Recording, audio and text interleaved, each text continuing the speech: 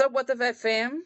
Happy Sunday. A few days before a terrible Tuesday. So today, whatever time of day you're watching this, I'm not sure. Joyce and I are going to discuss the unsung heroes of veterinary medicine, our front line, our receptionists, who do not get enough credit for the shit that they put up with on a daily basis. They are just as much an integral part of the team as everybody. And I don't feel that they get recognized enough. Joyce, what are your thoughts? I didn't have I'm trying to think of the appropriate word, which would be the utmost respect for them, because I am now their version in the human field, right? And they're there, they answer the phones, they deal with the clients. So they're in a way out of sight, out of mind, right? Because we're in the back, they're in the front. And then, they come back, we come up, and, there's not a lot of mesh. But I have a whole new respect for them now because I am them in the human side, right? And the moral of the story is people are the worst. Yes. People are the worst. I actually had a lady, and it makes me laugh because I know when I'm being rude and obnoxious. This was not one of those instances, but she took it as that, and it went as far as she complained to my manager, her nurse, and God. which was the hospitalist staff. Luckily, they all know me. She said that my manager called me into the office and was like, "How's your day going?" And I was like, "Fine." She's like, "Are you having a bad day?" And I was like, "Should I be? No, everything's hunky-dory up there." And she was like, "Oh, family member for blah, blah, blah room said that you were being short and rude and you must be having a bad day." Mind you, that family member, before she came to visit her mama, called beforehand, knew that her mother was getting ready to go down for a procedure. So when she came, her mother had left for the procedure. So that's now twice. She had come up she was not happy that she needed to get a new trash bag for the bathroom trash can. She was upset that we couldn't give her an update on how her mom was doing, and then she complained about me. That's 5 times Was she of having a bad day? interactions. I assume she was the one having a bad day, because even the charge nurse, so my manager made it seem like it wasn't that big of a deal. The CNA, on the other hand, said she had not nice things to say. God. That girl with the heavy makeup on and her hair in a bun, she was rude and obnoxious. I don't want her in my mom's room. I'm not in scrubs. I am in business casual attire, not in scrubs. I literally sit at the front nurse's station. Any hibs. Yeah. So the next day, I wore heavier makeup with bright red lips. And then she realized that I was told that she complained about me. Moral of the story is, I went on a little tangent, but they're not paid enough because you get yelled at every day. You're the person that answers the phone with their frustration. They are the first person angry family members see. So not only do you have to calm all those people down, you then have to give them this answer of, well, the doctor's running behind, this is running behind. No, you still owe X, Y, and Z from the last visit, which is going to be put onto this bill. So now the new total is X, Y, and Z. So they really are just you can't do the job well of running a veterinary practice without a good receptionist up front. Nope. You can't. You can't. And whether, you refer to them as receptionists, your CSRs, your client care coordinators, client concierge, like whatever you refer to them as, and I respect all of that terminology, but you cannot run a practice without a good one or multiple good ones, because they set the tone for your practice when that client walks through the front door and when that client calls on the phone. Like, you can't do it without them. You know what I mean? And they do so much. A lot of them handle your finances and juggle your appointments and can actually schedule appointments strategically to maximize revenue, but at the same time keep your wait times down and service as many pets as possible. Like, they don't get enough credit. Like, they don't. And I was thinking about that the other day up front, talking to my staff, and especially one of them who had, an encounter with a nasty client. And I'm like, thank you. She kind of looked at me and I was like, you are a gangster. Like, I'm telling you, you guys do so much for this practice, and so many of you do so much for the field, and it's not recognized. And you're treated like you're a dime a dozen. Like, we could get through the day without you. And it's not true at all. Like, you guys are a pivotal part of the team, and they're like, we don't really feel like it. And I'm like, why? Like, why don't you? And I can understand that feeling now, right? But looking at now being in a different role, you need all 3 components, 4 components, 5 components. If you're looking at kennel staff, veterinary assistant, veterinary technician, doctor, receptionist, right? Mhm. And we're just going to use day practice because they're the ones that utilize all 5 of those things the most. You can't run well without the 5. So if you take away veterinary assistants, kennel staff, receptionist all feeling like they're punching bags, Mhm. they're going to leave and find someplace else to go, some other career path, something else to do where they could potentially make more money. Exactly. And this too, like I interviewed what we call our client care coordinator the other day. I interviewed for that position, and I asked her to tell me about the clinic she was currently in. And apparently they are not very nice to their front team, to the front of the line, and they treat them as if they are incompetent, and the front is not allowed to interact with the back and vice versa. And they are not allowed to, if a client calls and has a question about heartworm prevention, whether they know the answer or not, they're not allowed to discuss it. They have to kick it to the back. I don't agree with that at all. We told our receptionist all the time what to say. Yeah. Well, but too, Like if they're like, hey, this client called and they asked X, Y, and Z, cool, can you tell them X, Y, and Z? Absolutely. And off they went. And I'm like, thank you. Because that's one less phone call I have to make at the end of the day. Yeah, but they're not allowed to do like certain things. And for me, that creates a divide amongst your team. That creates stagnation against, amongst your office team. And, nobody aspires to be, oh my God, I'm going to be a veterinary receptionist for the rest of my life. No, you don't aspire to be that. So you've got ways to grow, whether it's through your knowledge, your skills, your abilities. And I'm very big on, and not a lot of people or practice managers will agree with me on this, but I am super big on having my staff cross-trained. Yes, I was going to bring that up, how everyone needed to be within their scope of practice, right? And, Exactly. To go into each department to see how it is. And the receptionist role, or what do you call them? We have client care coordinators. Client care coordinators. It is invaluable to see what they go through. To have to answer a ringing phone all day. Mm-hmm. The phones rarely stop. They're always ringing. And then having people just stare at you up front when you're on the phone, and you can't be like, I can't talk to you when I'm talking to this person. Yeah.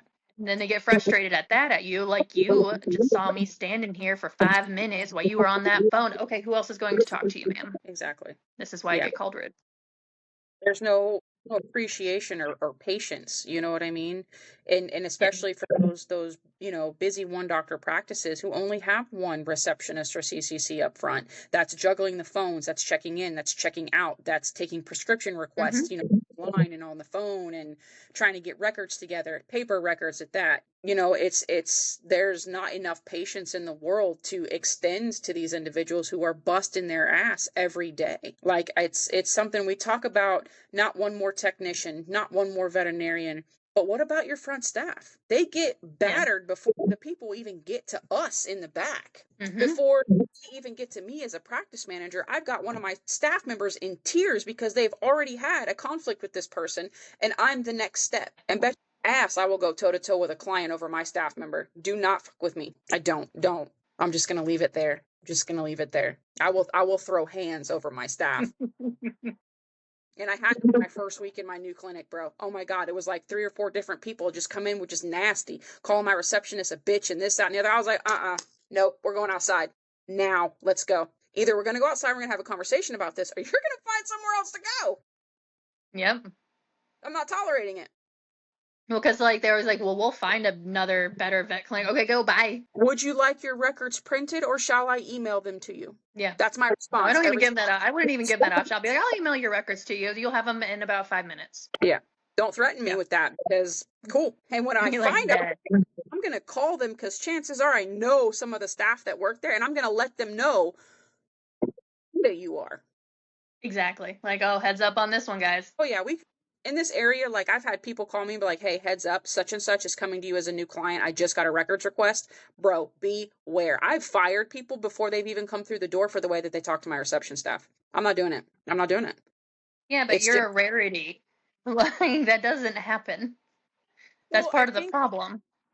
And I think too, like when you say like I'm a rarity or something like that, because I have come up through the ranks in vet med. I've been the kennel technician. I've been the veterinary assistant. I've been the veterinary technician. I've been the receptionist. Like I've played every role but doctor in the veterinary field, and I've been through it. So I want to be that person that I needed coming up through the field in those positions for my staff, you know? Yeah. I get real nasty about my staff, dude. I quit my job over my staff at the place that shall not be named because the way that they were treated, and I couldn't do anything about it. I will say we had some phenomenal front desk people at the place that shall not be named. My God, and they got their asses handed to them constantly. Day in and day out. Because it was during the height of COVID, and so they were both in and out like everybody else, but like, again, they're the front lines. And the worst part about it is the ones that had to discuss finances. Mm-hmm. I know for a fact they got their asses, I'm not going to say handed to them, but they had a pretty good chunk of meat missing out of them every time they went out the door. Oh, yeah, no, I mean, talking about money in any way, shape, or form is terrible. Yeah, and those people were out in the rain, in the hurricanes, cold, like while us technicians were in there nice and cozy. I mean, granted, on IM, we still had to deal with our fair share of the BS because we did a lot of that on our own. You know what I mean? 3:30 in the morning, 2:30 in the morning, you got these people outside discussing finances with some nasty people. Yeah. That were not nice. And there were a few that matched energy with these clients. And there were a few that just smiled and was killing with kindness kind of bitch there all the way through it. And like that was amazing. But it's just like the more that I realize and the more that I think about that they don't get enough recognition, they don't get enough credit for the things that they endure in this field because it beats them down just as much as it does us, but in different ways. I think they're more psychological, more emotional, more mental than us being physical. Does that make sense? Yeah, well, because I mean, they have to deal with condescending attitudes both behind and in front. They don't get recognition nearly as much, and they're disregarded far often than not. And, you know, the technician and the doctor are talking about something with the client, but that's not communicated with the front either. So the front has no idea that instead of doing XY, they're now just doing Z. And so then they get yelled at again for not knowing that they talked about that in the room, even though they weren't there. Yeah. So, like, I mean, they get hit on all fronts. Yeah. And to be honest with you, like I think it was this past year at conference or maybe the year before at VMX, I seen they now have like a client services CSR or CCC. I can't remember what they call it, but they have a certification course. Like I am glad to see that that the fact that is an important position amongst the team is actually coming to light and there's some kind of a growth path for them, you know, because there are, again, like it's a team. I think of my veterinary, like my veterinary team as, and excuse me for this, but like a football team. That's what I explained to them the other day. I said, you guys are like a football team, right? You have multiple facets. You have your offense, you have your defense, you have your special teams, you have your kicker, you have this, you have that, and the other. Everybody plays a part in success, and we have to work together to ensure that that happens. So there's no divide between departments. We are all one team, one. We just have different responsibilities. That's it. And nobody better be treated like anything different. Everybody is a part of this team. And like recently in the clinic that I'm in, I'm pulling staff from the back to work up front so they know what it's like to work up front, what their responsibilities are, what they go through every day. 10 out of 10 don't recommend. Like, I mean, it's awful up there. I've been doing it for 3 years and I'm like, I'm tired of it, Grandpa. And we'll pull staff from the front desk to the back to observe, to learn how to do restraint, to learn how to pull samples and deal with aggressive patients and things like that, because I want everybody amongst the team to have appreciation for everybody's position. That's what's going to make you stronger. That's what's going to make you better in the long run. And that's what's going to set you apart from other hospitals. Like, tell me why I should work for you. Oh, well, because A, B, C, D, F, G. You know what I mean? Like, this is how we operate. We are with that one team mentality. I hate these divides that get created, and it's the front versus the back. Well, it's going to be you versus the unemployment line, you know? Sorry. It's just like now, like I didn't think much about it as a vet tech. Yeah. You know what I mean? Like they're the receptionist, I'm the vet tech, move on with our day. Hey, here's the, you know what I mean? Like, and now, and I'm glad that you're doing this because, like, well, and also in several of the clinics that I worked at, we didn't really have receptionist because we work both, or like the veterinary assistant would go up there because it's 2 o'clock in the morning. We're not going to have, you know what I mean? Like when I work nights, like we're not going to have a receptionist at 2 a.m. So that fell on us to do it. So I feel like in specialty, it gets a little bit more gray because I feel like the front staff is more integrated and able to be more multifaceted, at least in the places that I worked. Because like at Bayside, we didn't have, like it was just 2 technicians in Martin. That's it. So we had, like, we would split. One would be up front, one would be in the back. And then the next week we would swap that and do it that way. Yeah. And then the place that shall not be named was the place that shall not be named. And they had more of a foundation of that, of the CSR. Yeah. Because we had CSR, we had liaison, and then we had client concierge. That all client facing, so to speak, in those times. But in our IM team, I think IM got it handed to them more than ER did. And we had the dream team in there. We did. Because we had the one that you could call and you could be as nasty as you wanted to, and she would kill you with the bitchiest kindness I have ever seen in my life. Then we had this super sweetheart that sat right next to her. They were like, I don't know. They took good care of us. Yeah. Well, when we were able to have them. When we were half the time we weren't able to have them. Yep. And let a client piss one of them two off. And Martin was outside, and you could hear the back door wham. I was like, Martin's outside. Yeah. She's like, they said what? With her little heels down the hallway, like a dragon coming out the back door. Like I might have to bet turn it. I'm like, she's got the money. She'll wire it to you.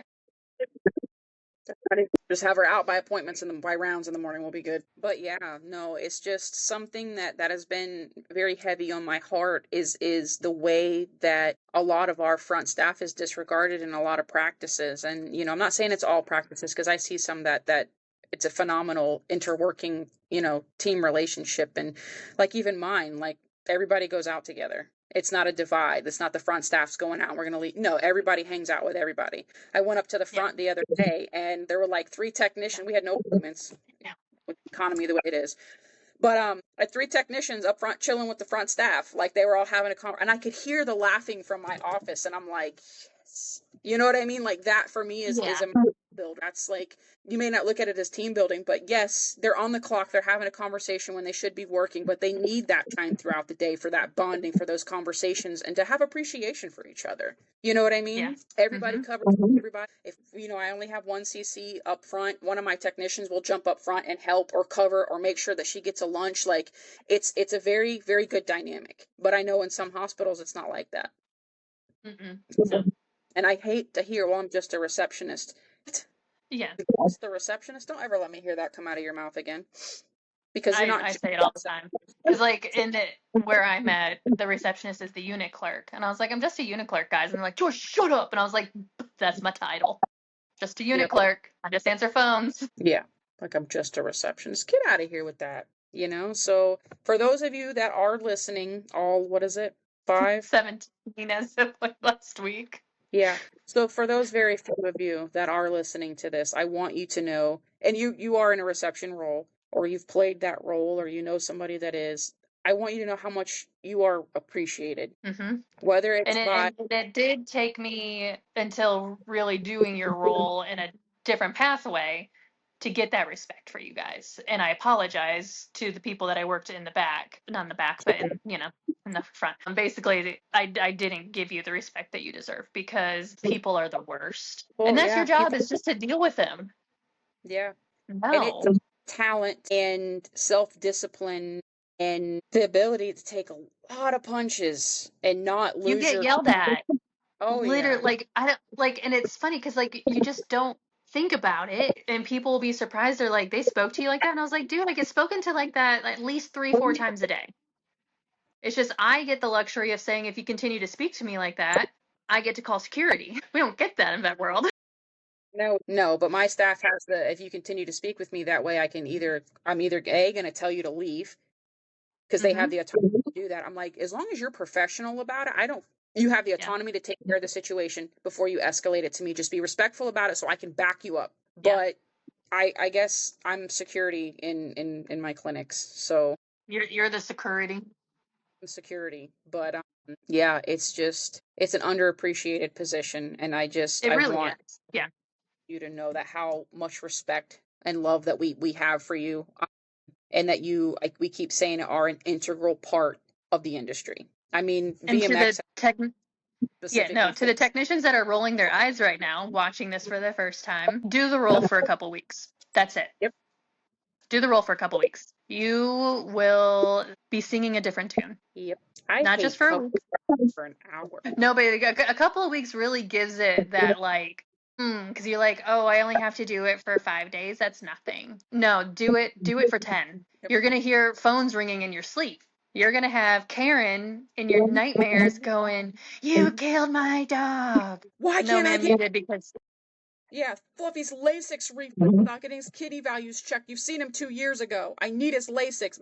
Then where the fuck you been getting it for the last 2 years? Because you ain't getting it from here. Yeah. You know what I mean? Like, you're my dog. No, you did that. Yeah. So, we see you, we value you, and we appreciate you, and we advocate for more money. Yeah, absolutely. Even if it's 50 cents. We've got National Veterinary Technician Associations. We've got all of that stuff. I think we should have associations for you guys. You know what I mean? 110%. It's a sense of, it's a support system. You can learn a whole lot from each other, different ways of running the front, different ways of managing difficult clients and things like that. I do think that there's a call for it. Much like the practice, like I want to start a practice management association in the county that I'm in here in Florida, just so we have it's basically like a support group. You know what I mean? I think that would be something that would be very, very important for our receptionists. Excuse the lack of terminology, just depends on how you guys identify in your role. But yeah, I think you need more support and recognition and all the things. Yeah, no. We see you, we appreciate you, and I hope your clinic does as well. Yeah. Because they should, because again, they can't do the job without you. They can't do the job without all facets. Like, they think they can, but they can't. Let me tell you something. As a practice manager, if you go to work every day, you are on time, you are reliable, you are responsible, you have a good ethical and moral compass, and you are not appreciated, you are not paid fairly, leave. Because there is somewhere out there that will value you, that will take care of you, and make sure that you have a path for growth. If you feel stagnant and you feel like your head's busting against the ceiling and you can't, find another direction to go in that clinic, and again, you're not appreciated, find somewhere that will appreciate you, because I can guarantee you're going to find it somewhere. Yeah. Yep. Somewhere. Might take you a minute, but you will find your home. And if you don't, let me know. Slide into our DMs. I'll hook you up. I will wingman, employment relating wingmanning. There you go. Be very specific right now. Employment related wingmanning. I think I found my calling. There you go. Because it's sure not podcasting or vet medding or practice managing or fishing either. Yeah. All right, guys. Until next week, we'll see ya. Be safe. Make good choices. Or make fun choices. Either way.